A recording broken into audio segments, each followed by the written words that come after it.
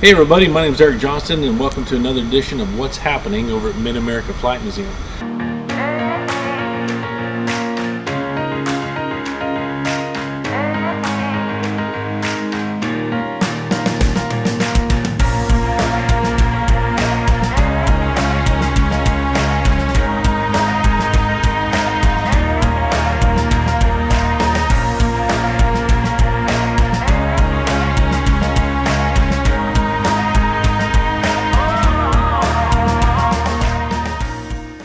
It's been a busy few months at the museum with a bunch of air shows going on, namely Breckenridge and Oshkosh. So we've been doing a lot of flying. Even the week prior to Breckenridge, we did a lot of flying. Had a few of the TFL guys, Texas Flying Legend Museum guys, come down. And speaking of that group, many of you guys know, but in case for those that don't know, we got the P-40 Warhawk from the Texas Flying Legends Museum, as well as the TBM Avenger. So we'll go show you the Avenger here in a little bit. Just wanted to talk about things that are happening now to keep everybody up to speed. A lot of you have probably seen the commercials that we've been putting out, or videos that we've been making for John's 360 coatings. It's that two-part ceramic coating. We've had a lot of success with coating the airplane's exhaust trails and so forth to help keep them clean, the bellies and so forth. The oil comes off, the smoke comes off, the soot from the exhaust comes off, and it's been just a really joyful thing to really be able to work with. This is one of our funnest toys that we've got.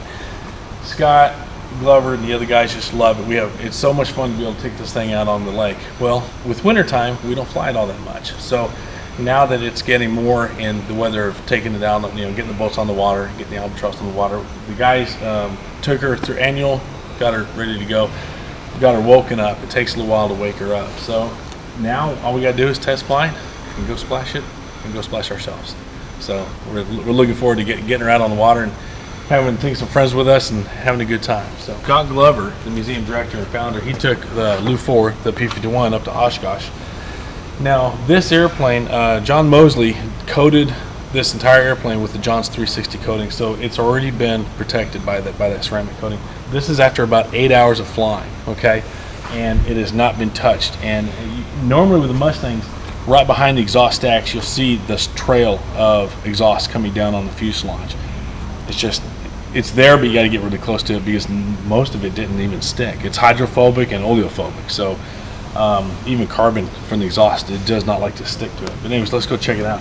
You can just hardly see. Normally you see that exhaust coming down, and it's there, but it's not nearly as evident as it normally would be. So, but the Mustang flew great. Scott didn't have any issues with it. Check that out. The Spartan Executive is one of the prettiest airplanes ever made. Nothing quite looks like it except for the other 34 or so that they made, and it is just a beautiful example of aviation artwork. Steve Marini previously owned this one, and Scott Glover bought it from Steve up in Oshkosh when he was up there recently. So this is going to be the very next project that we get John's 360 coatings on, because we did it on our Cessna 170B, which is all polished metal. Because a lot of you guys will know, come over here, any aircraft owner of a polished aircraft needs John's 360 coatings on there. It saves you a ton of time and a ton of money too as well. But the Spartan, let's check it out. Kind of a quick walk around. It'd be kind of cool to do a detailed walk around later on. But you got the metal body, fuselage, empennage. The control surfaces are all fabric, except for the trim tabs. Those are sheet metal. The rudder's fabric as well. Coming on over here. I mean, just look at the lines. There's nothing like a Spartan. My son even said the logo was cool. Come over here and get a shot of the logo right there. That's so cool. My son's holding the camera, by the way. So, come over here, you got your flaps, which are covered in metal. You got your ailerons, which are fabric covered. The colors on this thing is just beautiful. It's got that maroon kind of burgundy color to it. Check out the logo over here on the cowling. Brett, see you get a good shot of that up there. Nice. Here, come down over here. Let's get a detailed shot of the wheel well. up inside this thing. Look at the detail and the cleanliness on this thing. It is absolutely beautiful. Scott Glover's has had an opportunity to fly it once already, and I asked him what he thought of it, and he said basically it flies good. It was kind of, he was pressed for time, so you only had the opportunity to do one landing in it, but he said it lands fine, flies just like it looks, flies really, really nice. He goes, it wouldn't make probably a good trainer so much, but it is a good high performance airplane with retractable gear and so forth. Now, the TBM Avenger, this is the other airplane that we got from the TFL, Texas Flying Legend Museum down in Houston. So the P-40 and the TBM came from Texas Flying Legend. And another addition that a lot of you guys have seen probably from Breckenridge Air Show is the Wildcat. We'll go check that out.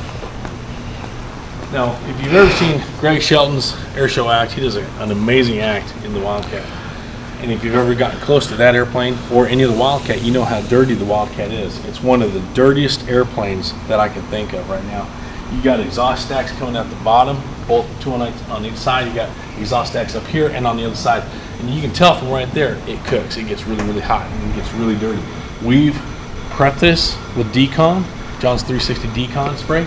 We've also done, I think, at least 2 coats of the 360 coating, John's 360 coating on the exhaust rails. And it helps it clean up like that, which is just tremendous. So check out a couple of the other cool airplanes in here real fast. We got the Corsair, which Scott took the Corsair up to Oshkosh last year. We got the Howard 250, still tinkering out around the number 2 engine on that one, getting that happy. And of course we got a big favorite of most everybody around here is the Grumman Duck. And Kelly Mahon flew that over to Breckenridge with Bill Floten in the back seat, and Bill was the guy that actually got it out of the freshwater lake in the Caribbean. And right now I'm in the process of editing Bill's interview, and I'm trying to get some additional photos that he may have of his expedition to get it and resurrect it. So that's really cool to see, to interview him and hear the story behind that and the uniqueness of the engine and so forth.